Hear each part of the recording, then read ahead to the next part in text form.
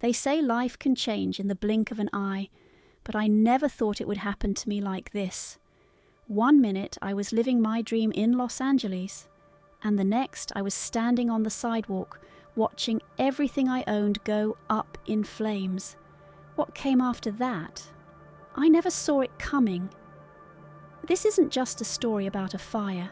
It's about what happens when you're pushed to your breaking point, left with no safety net, and forced to trust the wrong person. It's about survival, fear, and the choices we make when there's nowhere else to turn. It was late evening when the fire broke out. I had just come back from a walk, and I remember hearing the crackling before I saw the smoke.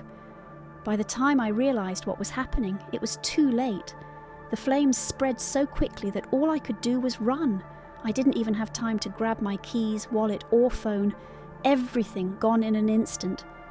What do you do when you've lost everything? When you don't have family nearby, no friends you can call for help, and no money to get a hotel? I thought I could figure it out, but the decision I made that night still haunts me. After wandering the streets for hours, I was exhausted, cold, and scared. Los Angeles isn't kind to the homeless, and I quickly realized how invisible I had become. I saw people glance at me and then look away, pretending I wasn't there. That's when I saw the porch light of a small house. I knocked, hoping someone would help. The door creaked open and an older man stepped out. He looked kind, maybe in his mid-60s, with a warm smile that made me feel safe.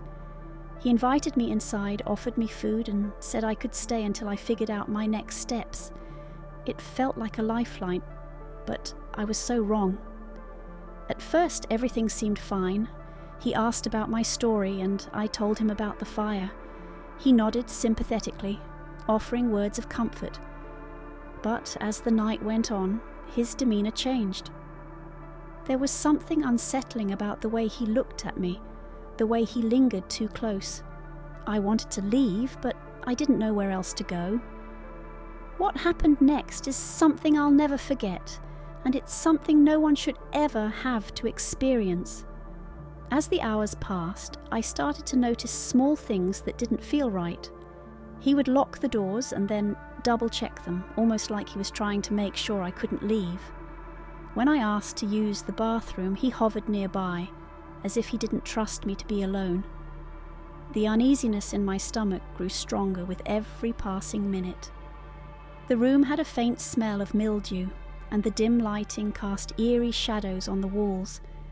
I remember sitting on the couch, clutching the blanket he gave me, trying to stay calm. My mind was racing with thoughts. Am I overreacting? Am I just paranoid because of everything that's happened today? But deep down, I knew something was wrong. It was around midnight when he sat down next to me, too close. He started asking questions that felt inappropriate, personal. His tone had shifted, and I could feel the hair on the back of my neck stand up. Every instinct in my body was screaming at me to leave, but I didn't know how. He was between me and the door. Then he made a comment, something I won't repeat, that confirmed my worst fears. I knew I wasn't safe. My heart was pounding so loudly that I could barely hear what he said next. I had to act fast. Summoning every ounce of courage, I stood up and told him I needed fresh air. I made my way to the door, pretending to be calm, but my hands were shaking. The moment I stepped outside, I bolted. I ran as fast as I could, not stopping to look back. The cold air stung my face, but I didn't care. I just needed to get away. The relief of being outside was overwhelming, but the fear lingered. I didn't know where to go, and I didn't feel safe anywhere. That night was the longest of my life. Every sound made me jump, and every shadow felt like a threat. Looking back, I realize how easily things could have gone differently. If I hadn't trusted my instincts, I might not be here to tell this story. It's terrifying to think about how vulnerable I was, how quickly my life had spiraled out of control. But what happened after that night taught me some of the most valuable lessons of my life and gave me a reason to keep going. In the middle of the night, I woke up to him standing over me. My heart was pounding as I tried to process what was happening. He started saying things that made my skin crawl. I knew I had to get out of there, but I was frozen in fear. I remember thinking, how did it come to this? How did I end up here, so vulnerable and so alone? He leaned closer and I panicked. I don't know where the strength came from, but I jumped up, pushed past him and ran out the door. I didn't stop running until I was far away. The hours after escaping were a blur of fear and adrenaline. I wandered the streets, desperate to find a place to hide. Every sound, a car horn, footsteps, a distant siren, made me feel like I was being followed. I found an alley and huddled behind a dumpster, shaking and crying, replaying the night in my head over and over. I felt ashamed, even though I knew it wasn't my fault. I questioned every decision I'd made, knocking on that door, trusting a stranger, staying when I should have left. But above all, I felt an overwhelming sense of relief to be alive. As dawn broke, I realized I couldn't keep living in fear. I needed help, real help, to get out of this situation and rebuild my life. It was then that I decided to seek out a shelter, a place where I could feel safe and begin to heal. At the shelter, I met people who had been through similar struggles. They didn't judge me, they understood. The staff provided not just a roof over my head, but also the resources I needed to get back on my feet. For the first time in days, I felt hope. That experience taught me the importance of trusting my instincts and the value of seeking help. It also showed me that even in the darkest moments, there are people willing to lend a hand, to offer kindness without expecting anything in return. In the weeks that followed, I found a shelter that helped me get back on my feet. I met people who showed me that kindness still exists, even when the world feels cruel. It took time to heal, both physically and emotionally, but I did. And now, I'm sharing this story because no one should ever feel as helpless as I did that night. Experiences like mine aren't unique.